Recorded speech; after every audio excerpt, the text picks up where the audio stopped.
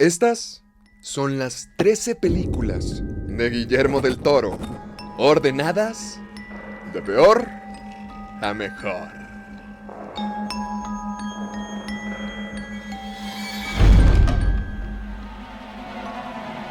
Quiero que tomes este momento para recordar que todos van a tener una opinión muy diferente de lo que el primer lugar debería de ser. Eso es entendible, está bien, pero creo que es bastante seguro decir que Mimic va a ser el último lugar para la mayoría de las listas. Hasta creo que el mismísimo Guillermo del Toro estaría de acuerdo. Él mismo llegó a decir que el secuestro de su papá fue una experiencia menos estresante que dirigir esta madre. Todo por dos personas que se convirtieron en su infierno: Bob y Harvey Weinstein. Los hombres que estuvieron a punto de evitar que Guillermo del Toro tuviera una carrera en Estados Unidos. Mimic se planeó como un segmento dentro de una antología, la cual Guillermo del Toro iba a dirigir, al menos una parte. A Bob Weinstein le gustó tanto su borrador que la quiso expandir, convertirla en una película entera. Hasta ahí fue lo más amigable que esa relación llegó a ser. Para haber visto algo especial en el trabajo de Del Toro, los hermanos Fantoche estaban hartos de su trabajo. Odiaban cada una de las decisiones que tomaba. Estaban todos los días presentes en el set, debido a que su visión no estaba siendo cumplida. Mimic terminó siendo una película genérica. Tu trabajo cualquiera de Hollywood. En este caso, sobre cucarachas mutantes que los héroes tienen que derrotar para salvar al mundo. Tu típica película gringa que pasarían en televisión abierta, repleta de screamers, clichés y rechazo a todo lo que Guillermo quería hacer, hasta el punto de negar que hubiera una pareja interracial, ya que supuestamente las audiencias no estaban listas para ver algo así en una pantalla grande. Y es así, como un montón de argumentos risibles y baratos hicieron de Mimic la película menos Guillermo del Toro que podrías encontrar. Guillermo ha dicho que lograr que el personaje del Dr. Mann tuviera anteojos se sintió como la victoria más grande de toda su carrera. Y ahí te deja saber cuánto es el poder que tenía en realidad. De hecho, lo querían correr. Los hermanos Weinstein se querían deshacer de él. Fue gracias a la protagonista y a la relación de aquel entonces que tenía con Quentin Tarantino, el mejor amigo de Harvey Weinstein. Solo porque pedían el favor es la única razón por la cual Guillermo conservó su trabajo, pero terminaron dejando a Del Toro fuera del corte final, además de que agregaron una segunda unidad para dirigir lo que los Weinstein querían en realidad. Hasta Robert Rodríguez fue uno de los involucrados en esas filmaciones, donde todo el tema de la humanidad, de las creencias, de cómo la sociedad está colapsando ante nuevos seres, se pierde por completo. A pesar de que tiene una trilogía directa a DVD, fue un fracaso desde su estreno en 1997. Del Toro jamás volvió a trabajar con Miramax hasta que los Weinstein dejaron de estar involucrados. Hasta entonces fue cuando se le invitó de regreso para que pudiera hacer su corte de director. Supongo que algunas historias tienen final feliz, pero ¿saben qué fue realmente lo peor? Que yo pensé que era buena idea desayunar mientras que veía esta marranada. Si no ha quedado claro, no lo hagas. No lo hagas, por favor. Quizás por eso ahora pienso en Mimic y me da un poquito de asco. Esta es la primera vez en mi vida que me he dado la oportunidad de ver Cronos. Y no se dejen engañar, por supuesto, en esta lista. Yo sé que es bajo, pero es que a partir de aquí ya estamos viendo películas buenas. Yo sé que habrá gente que se enoje por poner la ópera prima del señor tan abajo, cuando en realidad es el comienzo de la magia por la que lo llegaríamos a conocer en el futuro. Cronos es el prototipo de la clase de director que Guillermo del Toro sería con el tiempo. Puedes ver todas sus firmas clásicas, pero es que cada departamento aún le falta una pulida. Aún tratándose de una temprana etapa, su talento se puede notar y se iría perfeccionando. Lo que Guillermo del Toro hizo con Cronos sería la base para todo su trabajo en su carrera.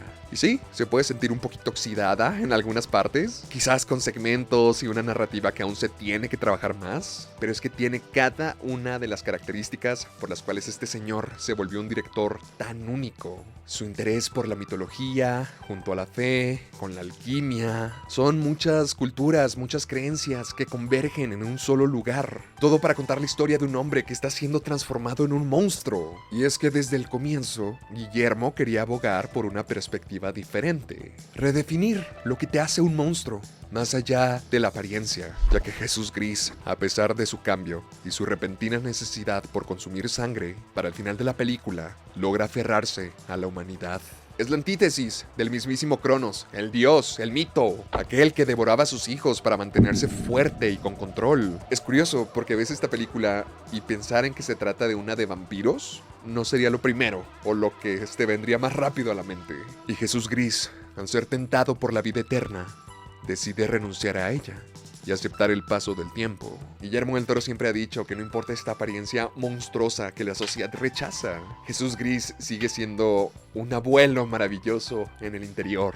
Tenemos figuras en cambio como el viejo rico que está explotando a su familia, a su nieto, y nos muestra este horror de la avaricia, del castigar a los que amamos. Todo con tal por seguir adelante en nuestro deseo egoísta. El vampírico Jesús Gris rechaza esta ideología por el amor que le tiene a su nieta.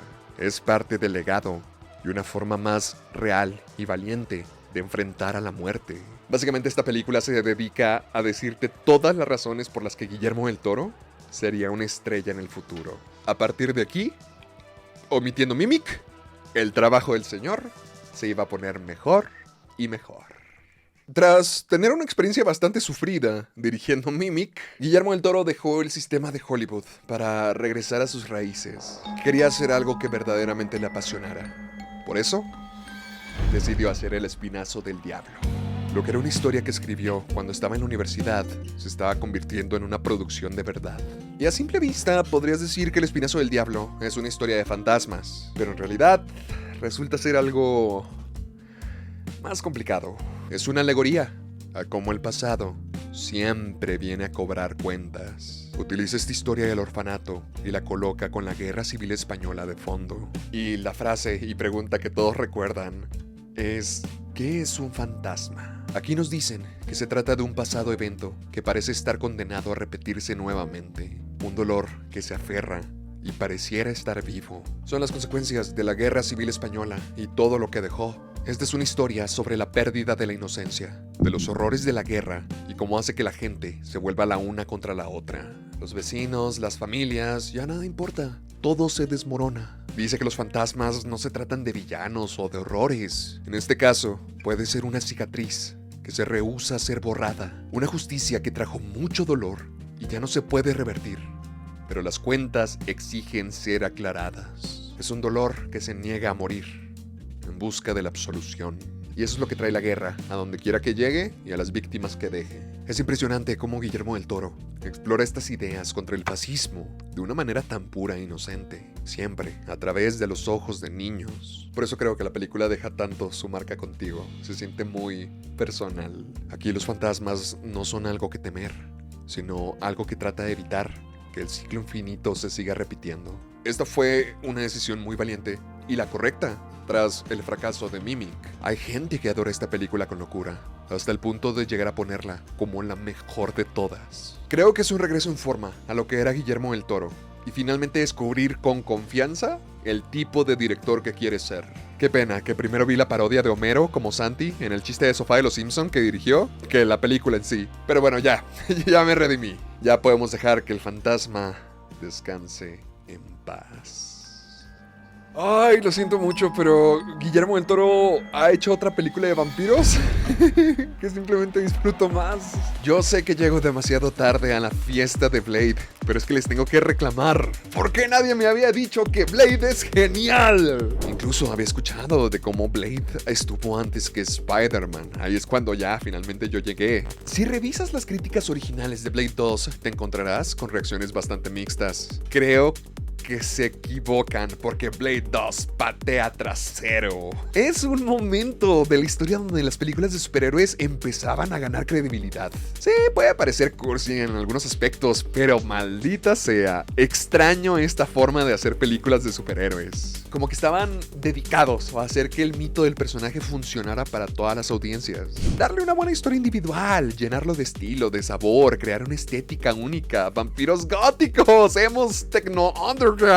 Sí, Dios santo, sí, como extraño a los 2000. Ver las escenas de antro me puso casi a llorar. Tanto cuero, tanto estilo. Ya entendí por qué me vestí así, creo que lo hice inconscientemente. Con Blade 2, Guillermo del Toro le dio una segunda oportunidad a Hollywood y tuvo una experiencia totalmente distinta. Se enjuagó las manos, se quitó el mal sabor de boca y esto lo puso en la dirección a ser el director que conocemos hoy. Brinda algo bastante único a esta producción, porque es que no necesitas ni ver la primera ni la tercera. Yo no he visto la Blade original, sigo sin verla. Y entiendes todo, porque es lo suficientemente entretenida, tiene muy buenas dinámicas. Por una parte tienes personalidades fuertes como Whistler y Blade, quienes detestan a los vampiros. Entonces tenemos que trabajar con los malos, tenemos que hacer equipo con los vampiros desgraciados que están liderados por el calvo de Ron Perlman. Se reencuentra con su padrino del Toro y tiene que ser la patada en el trasero de Blade. Y me encanta porque siempre encuentra la forma de ponerlo en su lugar. Esto es una bomba a punto de explotar, es personalidad pura. Básicamente Guillermo del Toro hizo el Escuadrón Suicida antes de su tiempo, y con el nuevo tipo de vampiro quería crear algo que diera miedo de verdad. La verdad es que el villano es bastante decente y tiene sentido. Blade igual podría decidir hacer equipo con él para deshacerse de todos los vampiros. Y miren, claro que hay aspectos que han envejecido terribles. Es una película que del 2000, 2003, no me acuerdo. Hay peleas CGI que se ven como cinemáticas de PlayStation 2. Más eso no le quita el picor en absoluto. Blade es un personajazo. Ya entiendo por qué tienen tanto amor por Wesley Snipes. Guillermo del Toro ha dicho que nadie conoce mejor a Blade que este señor. Y a lo mejor será que se le subió la cabeza, pero al menos en esta película entiendes cómo se ganó esa reputación. Madre mía, antes de Vin Diesel con Toretto estaba Wesley Snipes con Blade. Esta película sirve para chuparle los pies. Decir lo increíble que es, lo badass. Siempre genial, siempre con las frases, siempre peleando. Pero ¿saben? Funciona, no me molesta. Adelante. Es un héroe de acción impresionante. Que lo estén mamando toda la película te hace sentir bien. Es feroz, carismático, una bestia y un héroe. Hay mucho drama, mucha diversión. Y la verdad es que extraño que hagan películas así. Ahora finalmente puedo decir que solamente habrá un Blade, nena. Para mí fue muy sorprendente ver a tantas listas poner a Pacific Rim en el último lugar. Y es que estoy hablando de que en todas las listas que quise ver, o era Mimic o era Pacific Rim. Y no entiendo, porque esta película me emocionó por completo. Es lo más palomero, gigantesco, emocionante, divertido que es Guillermo del Toro, pero sin perder lo emocional, el corazón. Es muy conocido por como una de sus influencias son los kaijus, los mechas gigantes. En su momento llegó a mencionar cómo es que en nuestro lado del hemisferio es muy común recibir a la tecnología con miedo, al estilo de Skynet, como eventualmente todo se va a salir de control y nos van a controlar. En cambio, Japón lo ven con respeto, con asombro y lo abrazan. Por eso es que este género es tan popular allá. Y yo sé que Guillermo del Toro tendrá un montón de inspiraciones que ni siquiera conozco, pero al ver Titanes del Pacífico, lo único que yo podía pensar es que esto es Evangelion. Es el live action de Evangelion. Es la versión gringa, pero básicamente es lo mismo. Robots contra monstruos gigantes y cómo a través de ellos definen las emociones de una persona, toda la psicología de uno mismo y superan el bloqueo emocional. En el caso de esta historia, casi tienes que encontrar a tu alma gemela para poder controlar los dos hemisferios del robot. Es pelea y acción, combinada con sentimientos, salud mental y compañerismo. A través de este gigantesco maratón de sus 13 películas, entendí que hay dos versiones de Guillermo del Toro. La versión romántica, sensible, emocional, que comparte este cariño por la fantasía. Y el hombre que le encanta vaciar la caja de juguetes, que utiliza todo lo que dijimos para hacer un show de acción. Yo sé que Titanes del Pacífico cae en el lado palomero de la balanza, pero indudablemente da un tiempo espectacular, lleno de heroísmo y compañerismo que te hace creer en el espíritu del ser humano otra vez. Es la primera vez que la veo, neta me da tanta vergüenza decir que vi primero la porquería de la secuela antes que esto. Hay algo muy valiente y motivante, inspirador al ver Titanes del Pacífico. A lo mejor no es tan complicada y artística como los demás trabajos de Del Toro, pero genera esta historia de querer vencer los traumas, superar esta parte dentro de ti mismo que te hace dudar, dejar de estancarte en tu vida, crecer y encontrar el coraje para superarlo. Todo porque la raza humana lo necesita. Es un disfrute total. Y es que siendo una película del 2011, uno se pregunta qué pasó. ¿Cómo es que los efectos lucían así de bien? Porque parece que no hemos avanzado nada, sino para atrás. Y saben, disfruto bastante el vínculo entre Riley y Mako. Se me hace muy sincero, ambos bien fregados de la cabeza, pero dispuestos a enfrentarlo por el bien común. Idris es un papucho, madre mía, guapetón. Me encanta esta película, no entiendo cómo es que otros la pondrían hasta el final. Humanidad y monstruosidad. Ese es el núcleo de cada historia de Guillermo del Toro. Y el hombre quiso borrar la línea entre los dos para el protagonista del remake de Nightmare Alley. Usualmente estos dos lados habitan en el interior de cualquier persona. Pero lo especial de esta moraleja es que Stan se cuenta mentiras que se empieza a creer. Es un vivo ejemplo del sueño americano. El hombre común que trabajando y cargando su propio peso puede hacer su nombre. Pero es que su visión del mundo está muy distorsionada. Él cree que todo esto aplica engañando y estafando y aprovechándote de los demás. Con Stan tenemos un hombre hambriento del éxito y carente de moral. Aprende a priorizar sus ganancias y no su espiritualidad. Es la triste moraleja del capitalismo triunfando. La maravilla de lo superficial, las ganancias, el placer instantáneo, sin atender el hueco que poco a poco se transforma en un hoyo negro. En el caso de Stan, su ego, su ambición va pidiendo más y más y más y más. Es un hombre que ha decidido vivir siendo la máscara, creyéndose que es el mismo, con tal de alcanzar el éxito. Esconde su propio trauma y explota las creencias y sensibilidades de los demás. Es la forma en la que Estados Unidos está construida. Podrás sentirse muy listo, pero tarde que temprano será demasiado y algo tendrá que quebrar. Stan llega a un carnaval, un lugar precisamente propagado por mentiras, por engaños. Y mientras que ellos lo ven como entretenimiento y como querer apaciguar el alma de la gente, Stan ve una oportunidad donde puede sacar provecho. Llega a su última parada donde tiene que escoger el tipo de persona que quiere ser y escoge mal. Es la tentación de las mentiras y Stan comete el error de creer que él siempre tendrá la última palabra. Es lo que ocurre con el capitalismo y la soberbia. A lo mejor tu piso está mucho más alto que el de los demás, pero la caída es inevitable. Y es hasta el último momento, cuando todo está acabado, cuando finalmente se atreve a ver en su interior, encuentra la respuesta y sabe cuál es su misión, cuando ya es demasiado tarde y es imposible cambiar. Hay adaptaciones de cómics que son odiadas, repudiadas por sus autores. Vean, por ejemplo, todo lo que ha hecho Alan Moore. Sin embargo, hay casos donde ocurre lo contrario, donde la sinergia se da tan bien que se siente como un milagro. Eso fue cuando Guillermo del Toro y Mike Mignola se unieron para crear Hellboy.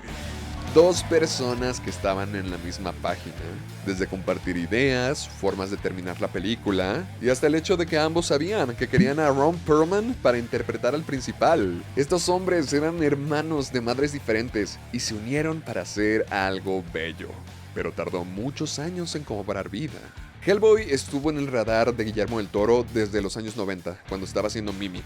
Sin embargo, ninguno de los estudios quería realizarla, debido a la necesidad que tenían de poner a Ron Perlman como la figura principal. Idea que no convencía a los ejecutivos, porque no lo veían como un hombre principal. Incluso querían cambiar el origen del personaje, hacerlo más comercial, incluso quitarle su naturaleza demoníaca, ya que, ya saben, sentían que eso podía ser algo de veneno para la taquilla. Guillermo no cedió. Y después del gran éxito que tuvo Blade 2, se le hicieron muchas ofertas y el hombre podía dirigir lo que quisiera. Y lo que él escogió fue cumplir sus sueños. Y así es como trajo a Hellboy a la vida. La primera película del Hombre Rojo es considerada de las mejores de toda la historia de los cómics. El mundo que Guillermo crea es impresionante y hay una historia interesante de por medio. Una bella y bestia invertida, con Hellboy y su novia que no puede controlar sus poderes. Y claro, el horrible poder de Rasputín, sus deseos por desatar el mal en el mundo.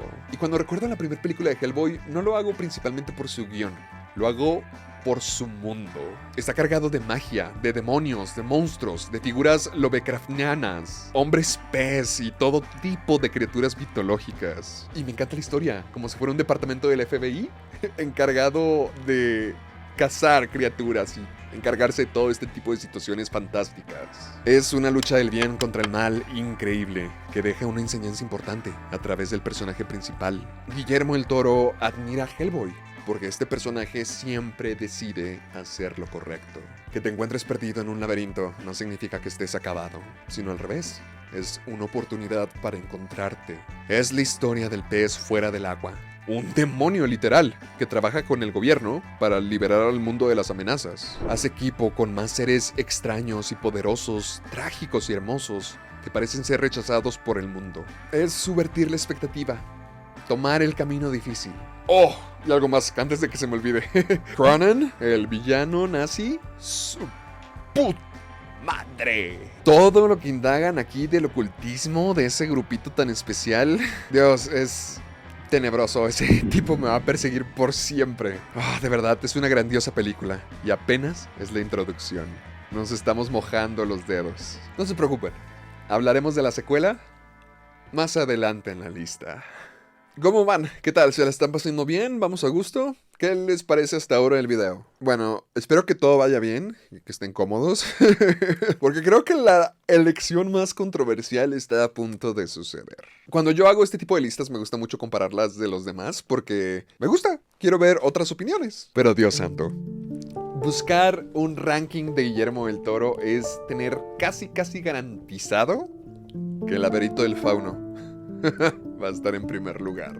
Tengo que admitir que sigo batallando en entender por qué todos la ven así como la número uno, indiscutiblemente casi unánime. ¿Será acaso que es el estilo del director, el cual finalmente se ve perfeccionado? ¿Que su uso de la fantasía y cómo la combina con un drama histórico se entiende por completo y te pega en el corazón? Uno puede señalar esto y decir, sí, esto, así es como se ve una película de Guillermo del Toro. Creo que para este punto del 2006, 2005, 2006, mucha gente de mi generación empezó a conocer su trabajo y a identificarlo. ¿Cómo parece que entregarse a la fantasía en sí es desobedecer? Desobedecer a la realidad, al cruel y gris día a día que no te puedes sacudir. Guillermo del Toro siempre ha visto la virtud en desobedecer, mientras que el autoritarismo de la dictadura de Franco existe frialdad, una complicitud a ciegas, seguir el mecanismo como lo hace el Vidal. Estamos hablando de un momento en la historia de absoluta represión, donde aún faltaban décadas para salir de este régimen. Porque el ser fiel a tu voluntad es lo que permite que exista un mundo mejor. Y aunque no podamos cambiar la realidad como en un cuento de hadas, podemos tratar de hacer la diferencia. Y quizás dejaremos una marca. Creo que es una película a la cual no tengo el mismo apego que todos le tienen. Me encantan los mensajes, los diseños de las criaturas. Y es que por una razón, dicen que esta es la película de Guillermo del Toro. Y aunque yo no estoy del todo ahí, entiendo por qué lo dicen. Y en mi lista será venerada en el puesto número 6. No voy a pasar el mismo tiempo hablando de Frankenstein como lo he hecho con las demás películas, porque esta ya sería la tercera vez. Les recomiendo, pueden ir a ver el video de Frankenstein o el video de mejores películas del 2025. Frankenstein a lo mejor no será la mejor película de Guillermo del Toro, pero es la más importante para toda su carrera. Es la rueda completándose. ¿Cómo alguna vez el clásico de Mary Shelley ayudó a este chico a entender su lugar en el mundo? Y ahora Guillermo regresa al favor y hace su reinterpretación. Lo adapta de una forma brutal, que aunque consciente de la oscuridad en este mundo, da una oportunidad para que aquellos que son catalogados como monstruos encuentren la redención. Nuevamente, expresando que este mundo está lleno de maldad, más allá de lo que se percibe a simple vista. Usualmente somos nosotros los que propagan estos horrores al no enfrentar nuestro trauma, convertirnos en estos seres despreciables, pasarle este veneno a las futuras generaciones y ellos harán lo mismo, convirtiéndose en un ciclo de odio interminable. Todo proviene de la relación máxima de padre e hijo entre el humano y Dios. A veces no entendemos nuestra razón de ser y vivir es una tortura. Víctor Frankenstein lo desafía creando vida propia para tratar de formar un legado, algo que nos ayude a avanzar en este entendimiento de nosotros, olvidando completamente de que se trata de una vida aparte. A veces nos convertimos en monstruos, pero es que no nos dan otra oportunidad, así venimos al mundo. ¿De qué te sirve estar vivo y tener cuerpo si el simple hecho de existir es una guía hacia el dolor? Pero al final, el mundo guarda sorpresas y la amistad se convierte en las gotas más dulces que podrías probar, aunque sean pocas y breves. Podemos hacer las paces y hacer del tiempo que tenemos algo más que puro dolor. Es lo que aprecio de conocer las dos historias de la criatura y del creador. Cómo uno está obsesionado con la muerte y el otro está condenado a la vida. Tan diferentes y tan contradictorios, ambos lidiando con la incapacidad de ser. Frankenstein es encontrar la dulzura en lo amargo de la vida y aprender a saborearla mientras tenemos tiempo. Saben, uno aprende mucho del carácter de un hombre viendo todas sus películas. Ya lo dijimos, con Guillermo del Toro todo habla de humanidad y monstruosidad, pero también otro de los temas que incluye muy frecuentemente es la religión. La política también, la forma en que se utiliza para controlar a las personas. Y con su visión de Pinocho, quiere poner todos los temas sobre la mesa acerca de moralidad e imperfección. Esta fue la película por la cual pude entrevistar a Guillermo del Toro, uno de los mejores momentos de toda mi vida. Y si pudiera hablar con él nuevamente, me gustaría saber un poco más de su relación con sus papás, que lo hizo una persona tan comprensiva de lo imperfectas que estas relaciones son. Nuevamente, generamos expectativa y deseamos que nuestros descendientes cumplan con una visión que viene de ti. No entendemos que son sus propias personas. Y viceversa, a veces parece que los padres tratan de imponerte todo, pero a veces lo hacen por el miedo y por amor. Terminan confundiendo el cariño y la preocupación con obediencia. Y Pinocho resulta ser una oportunidad para explorar la Italia fascista, controlada por el enano miado de Mussolini. Es como el peor de los padres, imponiendo que es bueno y que es malo, creyendo que tiene la razón absoluta, confundiendo lo correcto con obediencia ciega, muy al estilo del laberinto del fauno. Y para alguien que apenas acaba de nacer, tratar de encajar en una cajita así de chiquita puede resultar muy difícil. Pinocho se trata de entender que el mundo no es un reloj que suena a la hora exacta. Es caos, una escala de grises. Es tratar de superar nuestras obsesiones con tal de aceptar a la gente por cómo es. No hay regalo más grande que se le pueda dar a uno que el permitirles ser tal y como son. ¿Por qué perderías el tiempo tan limitado que tienes siguiendo el plan de alguien más? La verdad es que ya he visto Pinocho como unas 4 veces en mi vida. Y jamás deja de ser una película especial. Sigo valorando que sea la única película stop motion del catálogo de este señor.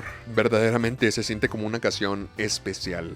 La muerte está en tu hombro todo el tiempo, susurrándote que vivas. Y los personajes son únicos, resaltan los defectos. Un ebrio, un mono tuerto y un niño de madera hecho a medias. Aquí logran encontrar el amor por encima de ello y hacen una familia. Creo que este Pinocho será mi versión favorita para siempre. Ay, Dios. Ay. Quiero aprovechar este momento para disculparme. Siento vergüenza del video que hice de Crimson Peak hace como 9 años. La neta, no había entendido nada realmente. ¿Les fallé? Ahora ya soy mayor, ya aprendí mucho más, ya tengo una educación más completa. Y tras haberla visto una segunda vez, estoy tan contento de llamarla la gran sorpresa de la lista. Porque lo que no supe apreciar en su tiempo se ha tornado en una de las mejores películas de Guillermo del Toro. De hecho, la medalla de bronce. Esta película se llevó una muy mala recepción en su tiempo por culpa del marketing que le dieron. Es un romance gótico hasta los huesos, hecho con todo el esfuerzo de Guillermo del Toro y su cinematógrafo. En su momento, Crimson Peak fue vendida como una película de terror, Y ustedes saben lo que terror significa para el público latinoamericano. Tenían expectativas muy específicas y juzgamos esta cosa por lo que queríamos que fuera, no por lo que es. Y es que viéndola por segunda vez, sabiendo todos los secretos desde el comienzo, me voló la cabeza por completo. Fue una experiencia totalmente distinta. Por lo hermosa, lo trágica, lo rara, lo asquerosa, lo embrujada y tenebrosa que es Crimson Peak. Es un balance entre el romance y lo perturbador, el deseo y el crimen, lo prohibido y lo anhelado. Es una historia de fantasmas que incluso me parece superior al Espinazo del Diablo. Igual, resalta el horror, pero como este no es una amenaza, sino una advertencia. Es la historia queriendo evitar repetirse. Y no lo notas al comienzo. Esta película te quiere engañar, como si se tratara de una mansión embrujada con la madre de los hermanos atormentándolos. Pero cuando caes en cuenta de quiénes son estos fantasmas, la locura del diseño, de cómo tienen que portar este manto de arcilla para siempre, recalca el peligro, la culpa. La teoría del color aquí es una bestialidad, con una producción elegante, las locaciones lujosas pero hechizadas, una fotografía que hace de cada cuadro una pintura bella, y genuinamente de los personajes más interesantes y arriesgados de Guillermo del Toro. Thomas y Lucille. Esta pareja de hermanos escalofriantemente encantadora, peligrosa y hipnotizante. Es la verdad retorcida de celos, envidia, locura y enojo. Realmente es pasión pura, se me hizo increíble. Hasta ahora, hasta hoy, soy capaz de ver la obra maestra que es. Les repito, la joya menos apreciada de nuestro director. Y siendo la merecedora de la medalla de plata, creo que Hellboy 2 y el Ejército Dorado es para Hellboy lo que Shrek 2 fue para Shrek. La secuela perfecta, en todos los aspectos. Oh, solamente me hace lamentar más el hecho de que no hayamos tenido esa maldita trilogía. La original sirve como el establecimiento para el planeta, el mundo, sus personajes. En cambio, la secuela profundiza mucho más y se permiten disfrutar. Expande su mundo, su ambición, le agrega más volumen a sus personajes. El agente Myers es eliminado de la historia, y es que el actor estaba ocupado en ese entonces con otra filmación, y en su momento sirvió como el puente de Hellboy al mundo normal. Pero la verdad es que no lo necesitábamos. Es mucho más interesante ver más de Liz y más de Abe. Aquí el aspecto fantástico llega a brillar mucho más, sobre todo teniendo este conflicto de la lucha entre humanidad y lo mágico. Este equipo, y sobre todo Hellboy, se ve envuelto en un dilema de no pertenecer a ningún mundo, sobre todo cuando sus deseos por ser descubierto y vivir como una persona normal lo lleva a ser rechazado por la sociedad. Duele, sientes la emoción, sientes la tragedia, y aún así, Hellboy hace lo correcto. Quitarle la niñera le permite a los seres extraños apoderarse de la historia, hacer de su mundo uno mucho más palpable. De estos personajes que son vistos como monstruos, como demonios, que tienen deseos y paradojas emocionales. El embarazo de Liz y cómo significa traer el hijo de Hellboy al mundo. Y Abe desarrollando un interés amoroso. Se convierte en un personaje muy dulce, tan humano, por decirlo de alguna forma. Incluso podemos hablar de los hermanos elfos en una luz bastante positiva. Creo que la princesa Nuala es un buen romance, y el príncipe Nauda es un antagonista increíble. De hecho, entiende su causa, tienes tanta empatía con él. Es el mismo actor que interpretó al villano de Blade 2, y se nota que Guillermo lo trajo de regreso por el excelente trabajo que realizó. Un príncipe que pone su pueblo como prioridad, en lugar de seguir con este tratado de paz donde los seres humanos han tomado ventaja. Su travesía por este ejército dorado tiene todo el sentido del mundo. Hellboy tendría todas las razones para decir, sí, que se frieguen, a la chingada. Pero es el héroe que este mundo no merece, sin importar cuánto lo odien. Esta película es una expansión a lo grande y nos lleva a los rincones más sucios y extraños de un mundo lleno de criaturas como Hellboy. Subieron todos los niveles de la primera película de una forma hermosa. Para mí, Hellboy es sinónimo de Guillermo del Toro. Y como hemos visto, nuestro gran señor tiene facetas muy diferentes. Unas más explosivas, otras más poéticas. Creo que Hellboy 2 tiene un poco de ambos lados y triunfa en todo. Me duele tanto que jamás llegaremos a tener ese tercer capítulo. Pero al menos me voy con la satisfacción de que cerraron de una manera muy buena. En su propio universo pudo vivir feliz para siempre. Ron Perlman cada día está más viejo y hemos perdido la esperanza de que vengan y terminen esta historia. Pero agradezco que exista esta segunda parte y siempre la recordaré como la historia que nunca pudo terminar. Durante toda mi investigación para hacer este video, se convirtió en una gran sorpresa ver la opinión tan divisiva que la forma del agua ha generado. Algunos la llaman como aquella película con la tipa que se coge al pez. Y ciertamente puede ser algo extraño y que no conecte del todo contigo, pero precisamente lo que la mayoría siente por el laberinto del fauno es lo que yo siento por la forma del agua. Creo que al final del día representa tanto lo que es Guillermo del Toro como artista, el por qué hace lo que hace, todos los temas que sus películas manejan, y al mismo tiempo refleja la razón del por qué nosotros conectamos tanto con sus historias. No importa el pasar de los años, seguimos buscándolas, porque parece ser un tributo que se ahorra todas las sutilezas y expresa su amor con una sinceridad tremenda a lo otro. El término de lo otro, the other, es lo que se utiliza como cualquier base de película de terror. Siempre hay algo externo que rompe con la paz, con la normalidad, que parece querer tomar control de la vida de uno a la fuerza. Y mientras que uno ve al monstruo de la Laguna Negra como una amenaza, porque te lo quieren enmarcar como un acosador, como un villano, la visión de Guillermo del Toro va más allá de la superficialidad, de la extrañeza de este ser. Entiende el deseo por el amor y cómo vienen todo tipo de formas. La forma del agua es la personificación de todos los otros y cómo nosotros bien podríamos pertenecer a esa categoría. Todos quieren poner sus límites respecto a qué es la normalidad. Si eres discapacitado o gay o de color, siempre vas a ser el otro para alguien. Y para Guillermo del Toro y para todos nosotros resalta la verdadera monstruosidad. Aquella que se esconde dentro de la gente supuestamente buena y correcta, quienes ignoran sus propios pecados y se permiten sucumbir al odio, portando una máscara hasta el final de sus días, cuando ya es demasiado tarde. Al final conocerás a Dios y tendrás que responder por todos tus actos. Hoy en día podemos ver cómo la violencia, el odio, la desconfianza y la cretinez se propagan como si fuera el tipo de persona que un norteamericano es. Y todo lo otro, se supone que somos lo malo. Para mí, La forma del agua es la mejor película de Guillermo del Toro. Comprende esa soledad de ser el marginado, solamente por la persona que inherentemente eres. Se te niega a pertenecer, como si estuvieras mal, incompleto o enfermo.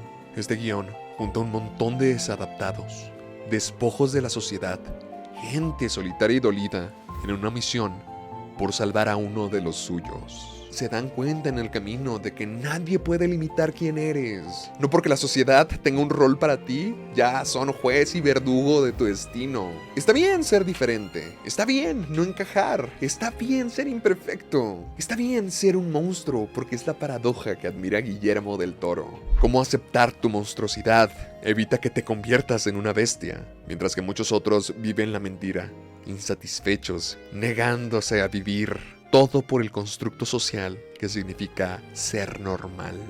Es lo que es Michael Shannon como el villano. Es una caricatura al sueño americano, a lo deseado. Tiene todo lo que alguien podría desear y aún así es miserable, porque simplemente no puede ser honesto ni libre a sí mismo. Cuando todas estas personas se habían resignado a ser los ciudadanos de segunda clase, empiezan a luchar. Que incluso si el mundo no cambia, vale la pena hacer el intento y marcar la diferencia. Simplemente es la película con la que más conecto. Y desde el primer momento en que la vi, la entendí a la perfección.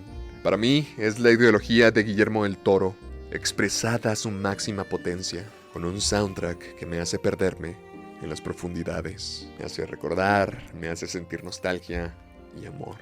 La cinematografía está hecha para que siempre te sientas mojado, que encuentres el valor y el poder en el agua. La actuación de Doug Jones como el hombre anfibio es de los íconos de Hollywood. Ver esa escena blanco y negro con Sally Hawkins y el monstruo bailando, madre mía, ya es uno de los romances legendarios de este arte. Cómo eres algo extraño toda tu vida y de pronto solo eres, existes ante los ojos de alguien más. Me parece un romance precioso que va más allá de las especies y las creencias. Habla de nuestra necesidad por conectar. Cómo esta es la cura de cualquier mal. Para mí, sigue siendo lo más grande que Guillermo del Toro haya hecho. Amo el trabajo de este hombre y siempre me emociono por ver qué es lo siguiente que hará. Pero por una razón, esta fue la película que le ganó el Oscar. Para mí es su himno y su tarjeta de presentación. Sé que todo el mundo va a tener su predilecta, sobre todo el laberinto del fauno, pero para mí, la mejor película de Guillermo del Toro es La forma del agua. Pero bueno, hoy esa es mi opinión. Ahora te toca a ti, mi querido Sir Haché. Si ahorita me veo todo jodido y acabado, es por ti. Este video tendrá tu nombre. Sir Haché, tú ya eres realeza dentro de este canal. Sir Haché ya es icono de Caja de Películas. Por favor, déjanos saber en los comentarios, Sir Haché, cuál es tu película favorita de Guillermo del Toro. Y gracias, hermano. Gracias por apoyar. Gracias a todos los fieles miembros de Caja de Películas, todos mis bellos monstruos que yo los acepto porque yo soy muy humano y los quiero así todos deformes. Los incluyo en mis videos. Mis bellos monstruos. Gracias, miembros. Gracias por apoyarme. Y si tú también quieres aparecer en estos videos y también quieres llevarte uno bajo tu nombre, conviértete en miembro picando el botón de unirse aquí abajo. Como siempre, muchísimas gracias por ver este video. Y creo que ya hablé suficiente de humanidad y monstruosidad. Por favor, no seas un monstruo. Dale like a este video y ve más Caja de Películas. Aquí te dejo otro.